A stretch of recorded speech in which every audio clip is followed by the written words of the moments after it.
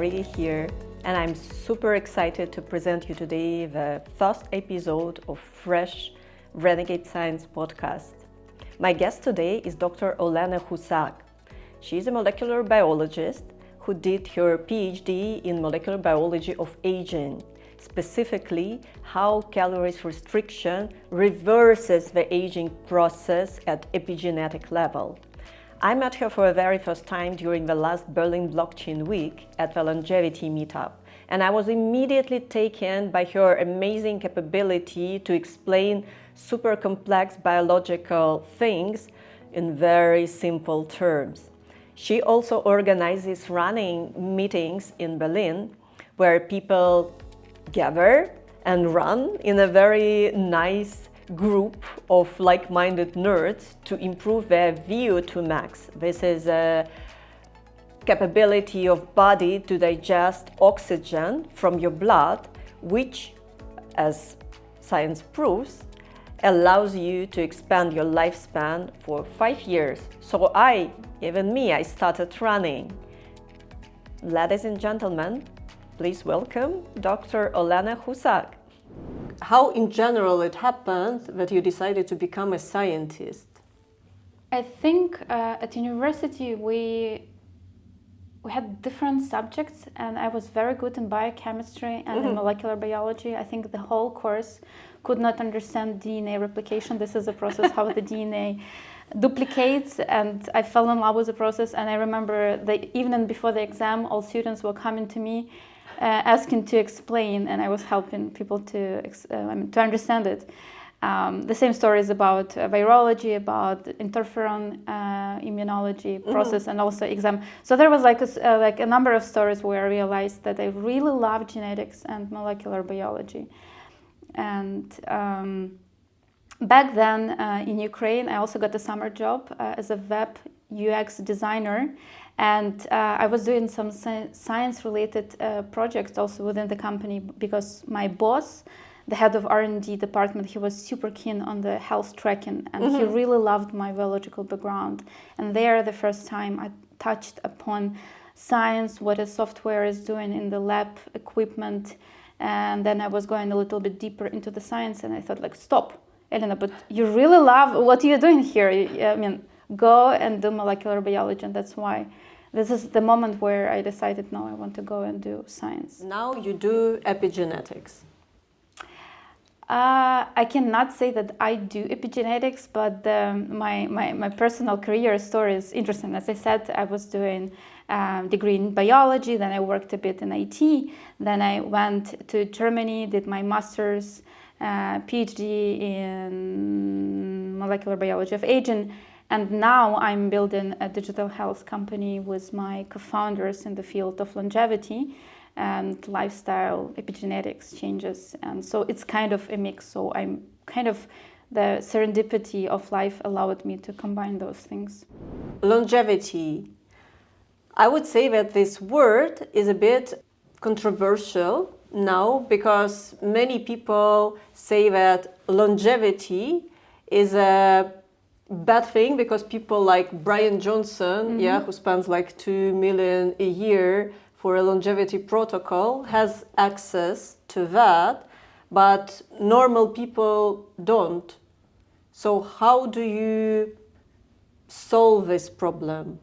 It's in part true that if we talk about longevity clinics, they are the pioneer in longevity clinics are located in Switzerland, and they're accessible for really high net worth people. However, thanks to COVID pandemic, I think this was a pivotal moment for health, like worldwide health, also including the psychological mental health. This is a time when we all kind of slowed down and we were sitting at home and had time to think, and also this confined space, absence of movement, made people, I think even more about health. This is the time when I started listening actively to many podcasts like Andrew Huberman, David Sinclair, also Peter Attia, and many other people who create lots of very good content. the knowledge about longevity, aging, lifestyle changes becomes more accessible with emergence of those podcasts, and they really started around the pandemic, and I think it's changing. 10 years ago, really few people could really sequence or afford sequence the whole genome, and it cost over $1,000, and now you can do it really couple hundred euros or dollars, and you can sequence the whole genome. All the technologies, they start like being like rare and expensive, and not everyone can afford that. And with time, if there is a demand, they become cheap. I think it's a complex question. Maybe it also the kind of so-called globalization also plays a role because of the internet. Knowledge becomes more accessible. Look at the wearables, right? Yeah, I know that it's not the most maybe accessible thing, so it still costs some hundred of euros or dollars, but we are tracking our health, and this is something which was not there 10 years ago, so it was only starting. So I think everything is moving to make any kind of knowledge more accessible, and it also touches the health science and longevity. And by the way, word longevity, when I was doing my PhD, I had never heard this word. I was doing my PhD in the Aging Institute, in Leibniz Aging Institute in Vienna, and we were studying the basic like science, molecular biology, mechanism, pathways of aging. And I really love that this kind of movement developed, and now so the longevity means for me to use kind of aging knowledge and translate it into some intervention actions which will result in the extension of healthy life. Let's talk about aging. As far as I know, science still is not sure why it happens. So what are the most, I would say, significant theories that we have right now?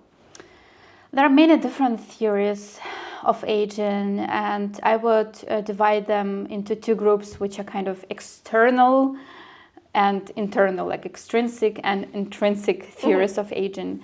I fancy a lot the evolutionary idea that we age because we need to give a way of other generations to bring new gene diversity development. So during the life we are exposed to some things and our gene react. We are trying to become fitter, and then the new generation is taking those kind of good and bad modifications, and they are experiencing them again. And since the molecular biology of our organism is really declined, so the reasons why it declines, I can list several hallmarks of aging. It's a complex stuff. So, but it's fact that all biological systems just go down in their function, and to kind of lever all the changes which we accumulated during life, we need to pass them on our younger kind of generations and give chance other generations to become better. So it's evolutionary view. So it's a self-destructive mechanism. Yes, but as a species we become more successful. Yeah. Another way to look at it, like more intrinsic, as I said, there are different hallmarks of aging, like DNA damage. So we accumulate DNA damage with our life. We accumulate mutations and damage in the mitochondria. We also accumulate some epigenetic mistakes, so-called epimutations. We lose proteome. Proteome, it's all collections of all proteins in the cell. We also lose that kind of homeostasis. So everything is going kind of bad. So it's kind of used. It's like you're buying a new jacket, and the moment you buy that new jacket, it will never be as new as it was on the first day. So you use it, and then it kind of gets worse. I'm sorry. This is so sad. But this is the way how it works. Yeah. I really want to talk about epigenetics, but first I think that we need to explain what is epigenetics in simple terms. I hope that our audience hears more and more of this word. It's a very important word to learn in our life. I would say that epigenetics, so let's take genetics. What is genetics? Genetics is a science which studies mutations. It's when in your genome, in your DNA, some letters are changed to different letters. So we know that there are 4 letters which are coded in the DNA. It's A, T, G, C. They are paired in the double helix, and everything, if the letter is removed or changed, it's mutation. So this is genetics. It studies the mutations which are passed on to the offspring. Epigenetics studies not mutations, but some other changes to the DNA, which also can be passed on to offspring. What are those changes? It's a chemical modification of DNA. So there is no change of the DNA sequence code. There is no change to information. However, the chemical modifications can change the way how this DNA information is read. There are different ways to do it. I will just briefly explain several main epigenetic modifications, which is first DNA methylation. It's when the chemical group of methyl is added to DNA. There are some also chemical modifications of the protein which compress our DNA into so-called nucleosome. It's very compressed way how we see the DNA, because DNA is actually 2 meters long of all of our all 46 chromosomes. So every cell has 2 meters. Yeah, so if we take all the 46 chromosomes and we will stretch them, it will be 2 meters, like a 2 meters high man, right? You can imagine it. But it's compacted in such tiny things that we don't see them. And it's possible because of these special proteins which are called histones. And those histones also can be chemically modified. The histones work in the following way. There are 8 histones, they are like in a bundle, and around this bundle DNA is wrapped, and it's wrapped in a way that there is 8 histones, 8 histones, 8 histones, and the DNA is wrapped here, so it's here, meeting. and then it's like, and then you see this kind of X chromosome, which all of our chromosomes look like X, and men also have like Y-shaped chromosome because they are men. So, and basically how epigenetics works, those proteins, they have tails, and those tails can be chemically modified. They can be acetylated or methylated, and those different chemical modifications of the tails of those proteins make DNA more opened. So it's like kind of relaxes, the helix is relaxes, and then all the different molecules can come to DNA, copy DNA, make out of it mRNA, protein, and so on. Or it can compress it back, and then the DNA is not accessible and nothing is happening in the cell, so it's kind of locked. So it's a very simple, basic process of making genes active when it's opened and closed when it's closed, not inactive. Epigenomics is like all the genome, and epigenetics is only a part of genome, which can be affected by our behavior. Epigenetics is a science which studies the mechanisms, how epigenetics works. And I just listed you several. Epigenomics, it's collection of all epigenetic changes which happen at the level of the whole genome. It's kind of it's just a flavor or definition of a word like proteome. Proteome, it's all proteins of your genome. Metabolome, it's all metabolites of all your genome. So epigenome, if we take your epigenome, it will include all of the lifestyle changes, all you did in your life, where you lived, how you lived, what you also emotionally experienced. It will be kind of the full story of the whole genome of Maria. How these changes can affect like health and lifespan, and I don't know, they also can be given to the further generations. So what exactly will be passed, and what exactly can happen to a human body? To answer this question, I would need to give you several examples from animal studies, because epigenetics is kind of a new part of natural science, and there are many studies done in mice, in rodents.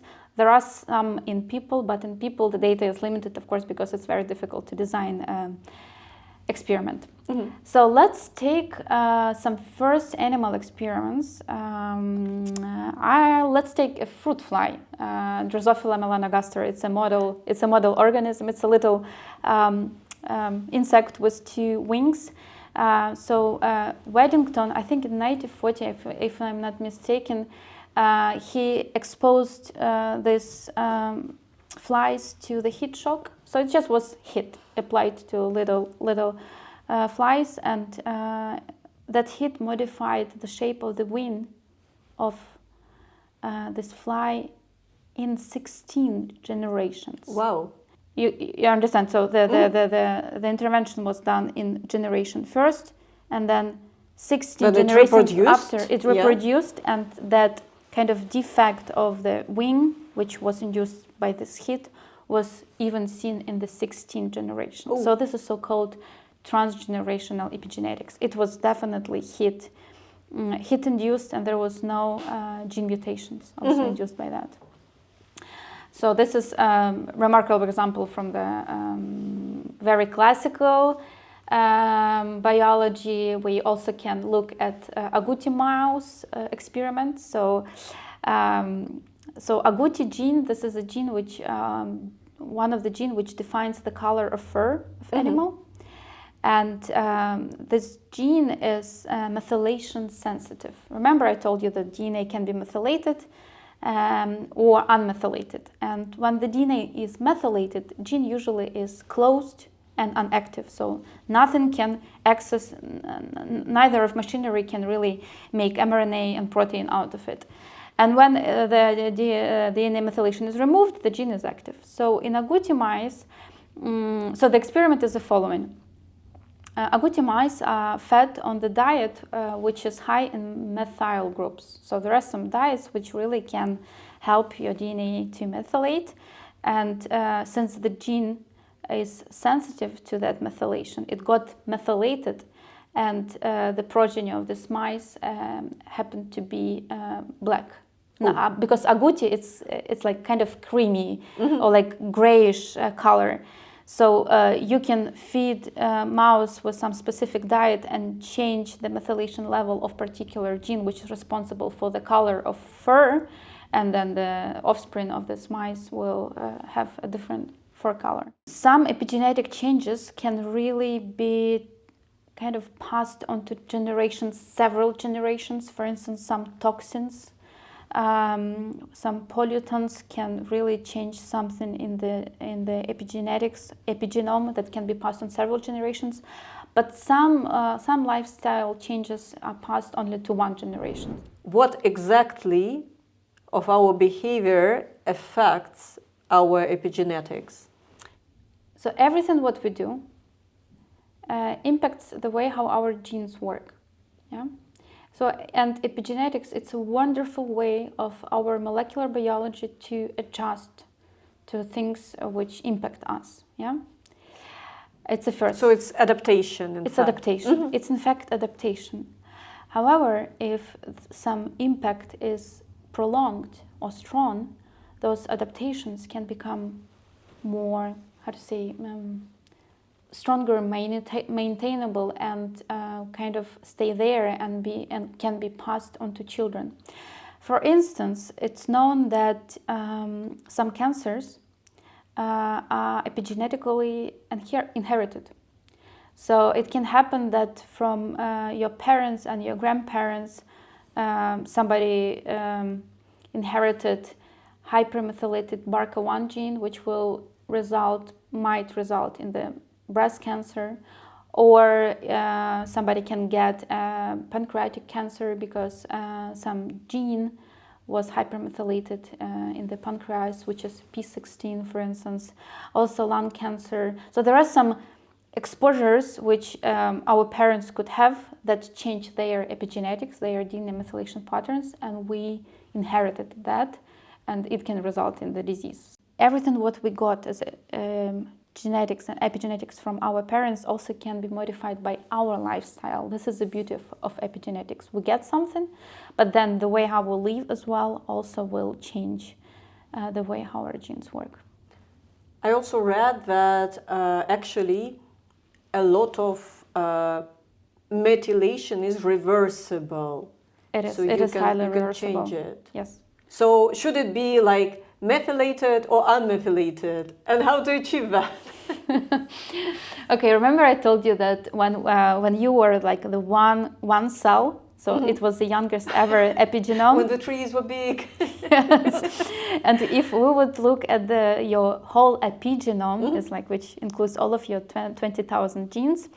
So, and if we take all of your chromosomes, which are 46, and we stretch them as strings, yes, like these 2-meter strings, and if we look at them, we will see a pattern, mosaic, which it's unique.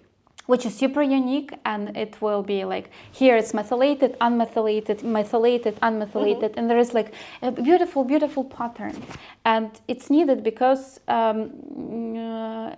different organs need different genes being active, and the genome, epigenome decides this pattern depending on your organ, but it also, when you were this one kind of cell stage person, you had the most young epigenome. Scientists have analyzed people at the almost like zero, ground zero, 1 year, 2, and through like 100 years of all time, and developed so-called epigenetic clock. Epigenetic clock, this is the way how your beautiful mosaic is changing over the time. And science now knows that there is a process. So all people approximately lose somewhere and gain somewhere methylation, not in a stochastic way, but in some kind of predefined way. And our epigenome your epigenome becomes older. So it's not like we need to have more methylation or less methylation. We need more youthful methylation. And the way how to achieve it is lifestyle. I have a stupid question. Is the DNA in every cell same, or they can be different in one person? Very good question. So the DNA sequence is the same. Epigenome is different. So the condition, like, I don't know, like the liver was suffering a lot.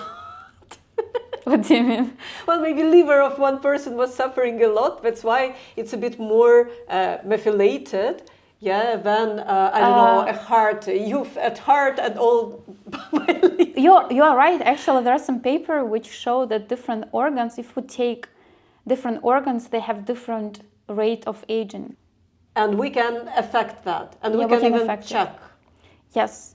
And there are numerous papers which show that dietary restriction, physical exercise, less of stress, being just healthy, make our DNA methylation clock slower. So so with a good lifestyle, you kind of restore that more beautiful, youthful mosaic picture of your epigenome, and we can see it in some DNA methylation tests.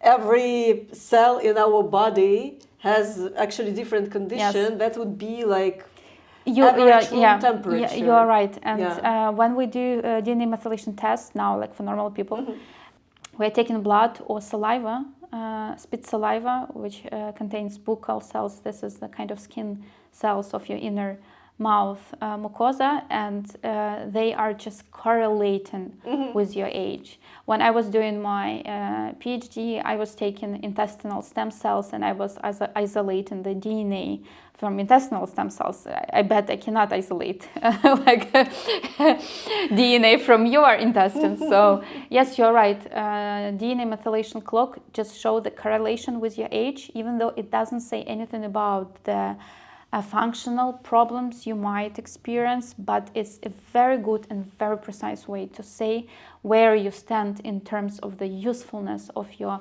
mosaic epigenome. As an example, I'm 80 Yeah, but my biological age, according to the methylation test, is, I don't know, 30. Does it mean that I will live the other 50 years after that? I cannot say that it will be 50 because God knows what happens with person, but having younger epigenome is correlating in science with overall increased lifespan, but also health span. Yeah, this is what we want. We all want to be younger in biological age and in epigenome, yeah. I've read that the only scientifically proven way to expand the lifespan is actually calorie restriction, which is proven like by many studies. Is it so, or maybe we found something else? Happy you are asking this question because actually in my PhD I studied calorie restriction. Oh, cool. I studied calorie restriction and I was looking at epigenome, epigenomics, as you said, like the whole genome. I was looking at DNA methylation of intestinal stem cells of mice who were on the calorie restriction for the whole life. They were Unfortunately, starving. yes, they were starving. Well, I also had other mice which were young, and then I started them only for 1 month. I also had old mice who were eating whatever they wanted, but then I started them for 1 month when they were old. So I was looking at the different kind of duration and onset of calorie restriction. And you're right, calorie restriction is one of the most studied, up-to-date and confirmed way to really prolong health and lifespan. And such drugs like metformin or rapamycin, NAD+, supplementation, all of those drugs, they are so-called mimetics, so they kind of copy the effect of calorie restriction. And if you don't have lots of resources or you really want to try something for your longevity, the low-hanging fruit is calorie restriction, which is tough because usually you need to kind of cut 30 to 40% of your daily calorie intake. And for Homo sapiens, it's not a very sustainable kind of diet. Why it helps? So you start to eat less, and what happens to the body? So why body lives longer if it eats less? So there is scientific concept which is called Hormesis. Yeah. Hormesis basically it's effect when the biological system gets some very short, acute, strong stress, which makes this biological system fitter later. Back to your question, it works because upon calorie restriction, our cells enter the state of autophagy. This is a process when there is no energy, but cell needs energy, and there is no external source of energy, no food, and the cell decides like, what can I eat around? Which protein is misfolded here? And then the cell finds it, kind of eats it, gets energy, and in this way the cell from inside cleans itself. So it's kind of natural regeneration. Yeah, it's at the cellular level. So each cell of your body, when experiencing really acute hunger, if you really go on calorie restriction for several days, and you know how it feels. You're a little bit dizzy, like you are very unhappy, but what is good that your cells from inside are really cleaning up themselves. But I would also need to add as well that a part of just autophagy, we know that also stem cells rejuvenate as well. So in all of our organs, we have adult stem cells. And that, by the way, many people kind of aware that each of our organs contains adult stem cells which regenerate our organs through our life. And actually the functional decline with age of those stem cells is also one of the theory which explains why do we age. And it's also known that the quality of adult stem cells become better under calorie restriction. So they're also more fit. Yes.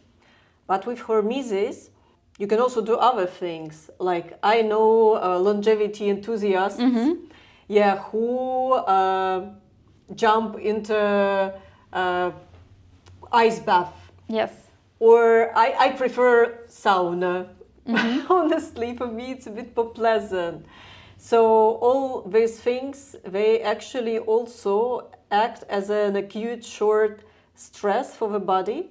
Exactly. I don't remember, I don't have any paper on my mind about these two interventions you mentioned, but acute physical stress, like high-intensity training, was shown to change DNA methylation of the muscle cells, and that DNA methylation also resulted in the upregulation activation of some genes which are responsible for mitochondrial biogenesis and also oxidative metabolism.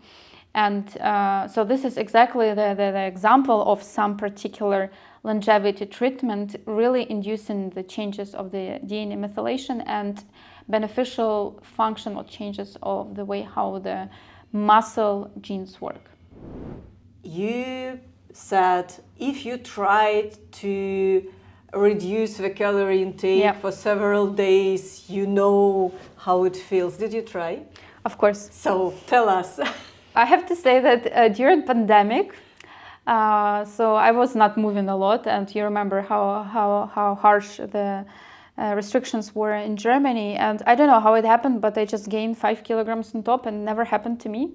And I needed to lose them, and I was going to the lab. I remember we were going also in batches, so so our lab was divided in two groups. We had like morning shifts and evening to reduce the interaction and reduce the pandemic spread. And I remember going to the lab, literally doing calorie restriction, also studying calorie restriction in the lab and doing it myself. It was, I would say, painful. First, I think 4 or 5 days, I was angry, unhappy, terrible. But then after, I think, a week, my brain started working differently. I was so lucid and so clear, and my brain was fast. I was really amused by the effect of calorie restriction on my brain. And needless to say, I'm not anymore on calorie restriction. But I think some nations, in some culture and religion, there are some fasts. And I think it's really great way to rejuvenate your adult stem cells, also do autophagy and like benefit for the long term. What actually do you think about Ozempic? Ozempic is anti-diabetic drug which became popular. And very expensive. Yeah, it's €1,000 for a month. This is the molecular mechanism of Ozempic. It is agonist of GLP-1. It's a gene which is responsible for the feeling of satiety, but there is also some brain-related effects because we also have GLP receptor in our brain, and people who take it experience change towards food attitude. So basically, it's a great anti-diabetic drug, but now it's used for losing the weight. So it's repurposed? It's, yes, it's, I think, repurposed by a lot by Hollywood and people who want to really lose weight. And there is a shortage in the world, by the way, of Ozempic, and it's expensive, but still people try it. It's impressive to hear the stories of people who use it, who explain how they got almost even depressed because some external molecule changed their attitude towards their bodies, towards their approach to food, and they felt powerless because for them it was difficult always to say no to some second donut or whatever, but Ozempic made them for them, and they questioned the willpower. So it's a dangerous drug. I think it's a dangerous drug because it taps into the psychology, willpower, and yeah. I'm wondering, you are taking Ozempic, you don't want to eat like anything, you're losing 10 kilos, 20 kilos. But what happens next? I mean, if you are continuing taking it, you are continuing losing weight. If you are stopping, so you immediately start to gain it back. So looks like it's a vicious circle. It is a vicious circle. You're right. Actually, after withdrawal from the Ozempic for several more weeks. Some people experience still like losing the weight, but then people are getting it back. Our body is not stupid. I think it's a dangerous game. Imagine something happens and the companies cannot anymore produce Ozempic, but you are dependent on it. It's dangerous, I think. In US, the regulations towards drugs are very harsh, but in the situation, if there is a shortage of a certain drug, it's allowed to produce it by like pharmacies Yes. and so on, and it's much cheaper, and this is what happens now. So people are able to buy Ozempic for 1/5 of a price. But the quality is But not nobody there. knows what is What that is- because it's... And you are messing up with metabolism of the glucose, which you should not, because metabolism of glucose is essential to our health. I saw that previously you were wearing Continuous glucose monitor. glucose Yes. monitor.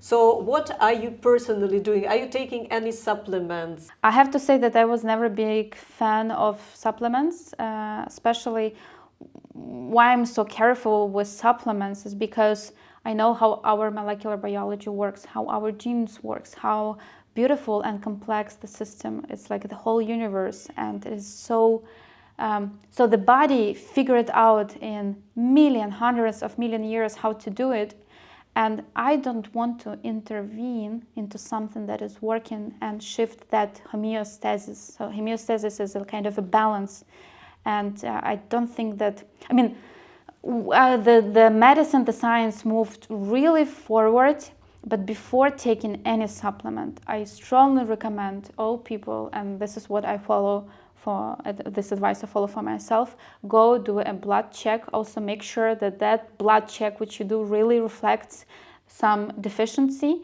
because not all the blood checks will really answer the question. Be studious in understanding which blood checks you need to do, and only then take some supplements. People have this attitude that supplements will not harm, but supplements can harm. First and second, the quality of supplements, not all the, I mean, you need to do your due diligence. This is supplements, but what I'm doing for my life, I'm doing mostly lifestyle. It's sleep, it's nutrition, it's exercise, mindfulness.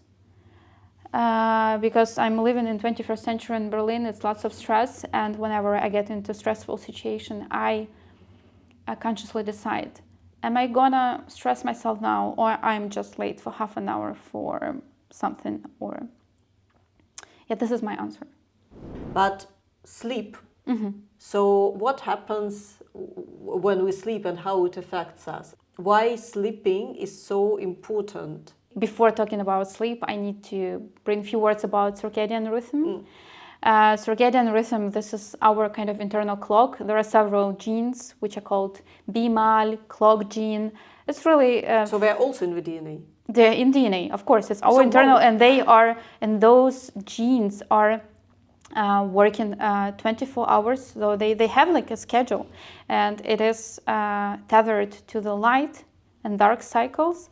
But however, with our modern life of living lots of light, we kind of sometimes shift that clock, change that clock, and it's not perfect. But what is terrible is when we are changing it too many times and too chaotic. Let's put it this way: when you fall asleep today at 10 o'clock, tomorrow at 2. So this is circadian rhythm. This is very important. It's known that the shift workers, they, with every year of shift work, they reduce their inner biological age by DNA methylation by 1.2 years. Or 1 months, sorry. So they really reduce DNA methylation kind of age, this usefulness, that mosaic which they had. So it's becoming worse. It's becoming worse. It's becoming worse. So circadian rhythm are very is there for us to have internal clock, which is very important. Second is about the duration of sleep. So we all care somehow about the duration of sleep, which is essential. However, there is also quality of sleep. And it's very difficult to have very good quality if you have very short duration. So there is reason to care about duration. but you need duration, those 7-9 hours, to have quality. And in that quality, what happens that our body rejuvenates simply biochemically. We got lots of stuff, stress, food, and everything, and your body rests and rejuvenates your adult stem cells and so on. However, also there is a psychological component. We kind of digest all of the emotions, happenings, re-traumatization during the day. So it's a complex rejuvenation part of our everyday life. That's why people who, I don't know, when you wake up after 4 or 5 hours of sleep, how do you feel? Miserable. No, I actually wake up very easily, but then somewhere around lunch, I just turn off. I have a personal feeling, like addition to your statement, I feel like hangover. Really, I feel like something is swimming in my blood which should not be there. I woke up too early, my body was working to clean those things, and I just didn't allow the body to do its work. And it takes me half an hour to get kind of to normal almost state, but I literally feel something is not clean inside of me. The condition of our body is different, while we are sleeping, and then when we wake up after a good sleep, so it's cleaned and beautiful and shiny somewhere. Yeah, that's inside. why you don't have to eat before going to bed, because instead of doing the job of kind of regeneration and cleaning everything, it will be doing digestion. I feel ashamed. So that's why the quality of sleep really is low when you are digesting instead of doing other jobs. Tell me, I already have an impression that everything is in the DNA. So what are the most weird things about which people usually do not think that they have it in their DNA that are actually there? First of all, I have to break with news that we have only like 2% of the whole DNA. If we take like 2 meters, as I said, it's 2 meters long. Take 2%. Let's try to calculate 2%. How much is that? It's from 2 meters. 2% of 2 meters. Isn't it 4 centimeters? Something like that. I think it's 4 centimeters. So only 4 centimeters from this 2 meter long DNA of your cell is actually containing genes which work in your body. The rest is so-called junk DNA. This is a DNA which got integrated into our DNA from other sources, like some viruses which got embedded in our genome. We managed to silence them, so they are not producing any more other viruses. But they became kind of a template, or like a soft padding or cushion, or I don't know. They are there. They are there by these dead viruses. They are there for us. They help to regulate this 2%, 4 centimeters of genes, but they are not our genes. But what's the point of passing it to every new generation if it's junk? We should ask, I think, evolution. Interesting. So we don't know actually why we have it. We know that this junk DNA plays some role in regulation how our genes work, how they are transcribed, how they are... When I say transcribed, that means that from DNA the mRNA is synthesized. Then there is a process which is called replication. This is when our cell divides into 2, and we need to duplicate the DNA, and those junk DNA is also playing the role. We don't know, but for sure we know that we have some internal epigenetic mechanisms that keep those old viruses in check, suppressed through our life. So these viruses, one more time, they are inside of our DNA. We have our internal mechanisms to suppress them, not allow them to live, kind of be alive, because as soon they're just there. But with aging, the methylation is removed, and they start really jumping from one place to another, and sometimes they break some genes, and this is resulting in cancer. Well, let's go back to our 4 centimeters. Yes. Very short, but very proud. So what's inside? What is inside? First of all, inside of this 4 centimeters, there are genetics, which the sequence of genes which you got from your parents. And some people are less fortunate, so they get some mutations and they get some hereditary diseases. For instance, there is Lynch syndrome. Let's put it this way. It's also interplay between genetics and epigenetics, but people who get the mutation in these genes, they are more prone to colorectal cancer, yeah, right? So we sometimes can get something which is not great. So that's why all people who listen to us, if they had some types of different cancer or one cancer or cardiovascular disease in the family, guys, this is a time to start checking your health, because if you had something in the family, there is a chance. It's not like it will be happening 100%, but you have to be very mindful about prevention of those related diseases. Then we also have, of course, epigenetics of our parents, and we have even psychological trauma imprinted in our DNA. So there was several papers published on domestic violence, that women who experience domestic violence, their offspring have changed expression of cortisol, and they have different stress management. And it impacts stress management. There is also another paper studied the suicidal victims, and it was found that people who committed the suicide, they had experienced trauma in childhood, and it also resulted in the hypermethylation of glucocorticoid receptor in the brain. It's really happening. So all of the kind of psychological also background of our parents somehow also impacts us through epigenetics. And yeah, so we get epigenetics and genetics. I've heard recently from a doctor who said that she does not actually recommend to focus too much on wearables like Oura Ring or Apple Watch, because when you focus too much on tracking yourself, you put a lot of attention there, and it can actually badly affect like the sleeping patterns and so on. I would partially agree with this doctor, because people with personalities who tend to be over anxious about not being good enough, it can be detrimental, but it depends. Yeah, I love having. Yeah, you have that, two of them. Yeah, I have two. Yeah, and I'm trying to compare how my sleep is tracked. What is like each wearable has a little bit slight different algorithm or approach in measuring different parameters.